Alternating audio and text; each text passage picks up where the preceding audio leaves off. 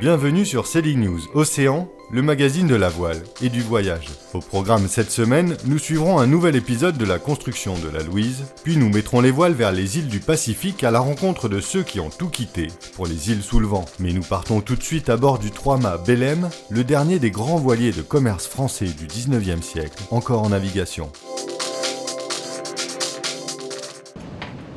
Nous avons embarqué à bord du Belém durant un stage au départ de Saint-Malo, avec les 16 hommes d'équipage et les 35 stagiaires, qui ne sont pas de simples passagers comme tient à le préciser le commandant. Je vous souhaite la bienvenue à bord au nom de la Fondation Belém, qui est l'armateur du navire. Le Belém a été construit en 1896. C'est un navire de commerce. Il transportait des marchandises sur la ligne des Antilles et ramenait du cacao en Europe. Racheté en 1914 par le duc de Westminster, il est équipé de 2 moteurs diesel. Il naviguera 7 ans durant dans les eaux européennes avant d'être revendu au célèbre brasseur M. Guinness en 1921. Acquis par la fondation Cini, il quitte l'île de Wight en 1952 et devient navire-école pour la formation maritime des jeunes orphelins de la mer avec un gréement de goélette.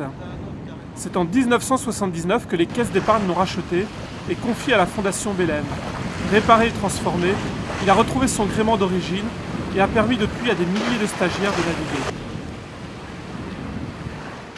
Là, ici, nous sommes dans la timonerie, c'est un peu le centre nerveux du navire. C'est d'ici que partent les ordres, c'est d'ici qu'on assure la surveillance de différents appareils. C'est ici qu'on fait le point. Au niveau pédagogique, pour les stagiaires, c'est quand même plus utile d'apprendre à naviguer sur une carte papier que sur une carte électronique. Si le Belém navigue essentiellement à la voile, les moteurs demeurent néanmoins un point important du bateau. Ils permettent notamment de faire route quand le vent est de face. Alors les moteurs font 300 chevaux chacun, sur des moteurs, c'est des diesels classiques, simples, 6 cylindres en ligne, une turbo de suralimentation, tournant à une vitesse maximum de 1800 tours. On a installé un deuxième osmoseur, une production de commande d'eau douce. L'osmoseur, celui qui est en face de nous, là, il peut produire 12 mètres cubes par jour. Et on en a un second qui est caché en dessous là-bas, et qui lui peut produire 6,5-7 mètres cubes par jour. Donc largement de quoi compenser la consommation journalière. Nous retrouvons notre série consacrée à la goélette de Thierry Dubois dans son chantier de la rivière d'Etel.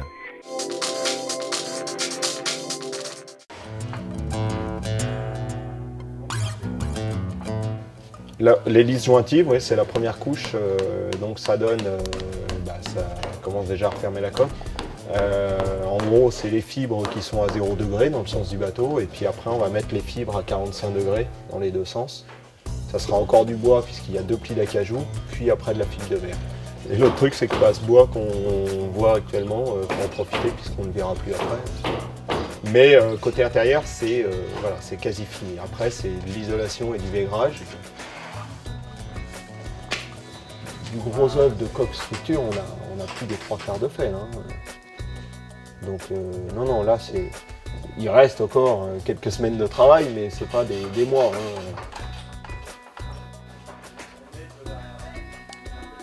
Une fois la coque fermée, les lisses jointives sont recouvertes par 2 plis d'acajou selon la technique du bois moulé.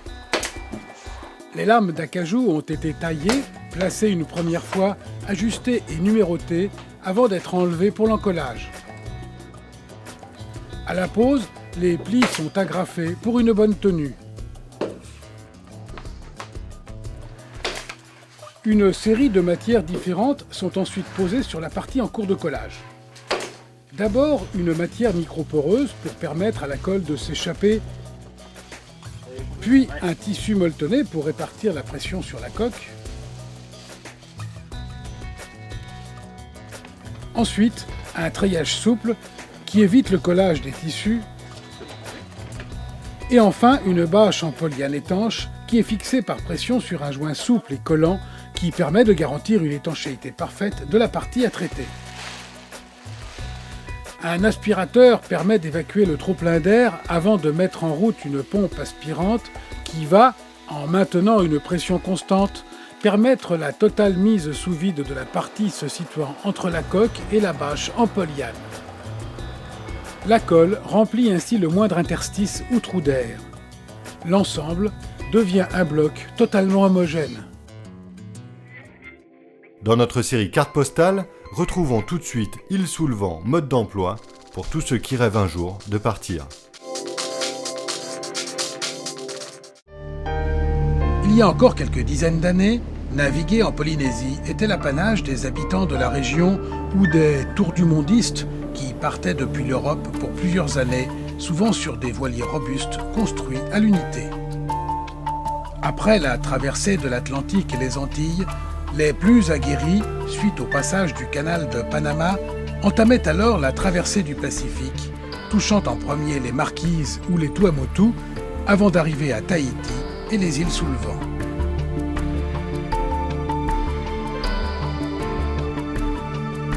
Une fois le but atteint, ces nomades des mers succombaient à la douceur de vivre du pays, la fatigue de leurs voiliers et la difficulté du voyage de retour associée à une autre manière de vivre, diminuant les possibilités d'une réinsertion après un retour délicat. Ces pionniers du voyage à la voile sont aujourd'hui souvent installés dans les îles et ont trouvé là-bas travail et occupation. Le temps des précurseurs est bel et bien terminé et aujourd'hui, un grand nombre d'équipages, de familles, de jeunes retraités décident de prendre 1 ou 2 années sabbatiques pour réaliser leurs rêves et atteindre les îles du Pacifique à bord de bateaux de série de grands chantiers. D'autres, grâce à la rapidité des transports aériens, font progresser leurs voiliers de 1 ou 2 mois par an, le laissant au repos dans les nombreux ports équipés le long du trajet. Pour ceux qui n'ont pas la chance ou la possibilité de partir plusieurs mois, louer un bateau reste l'unique manière d'avoir accès aux îles et belles houles du Pacifique.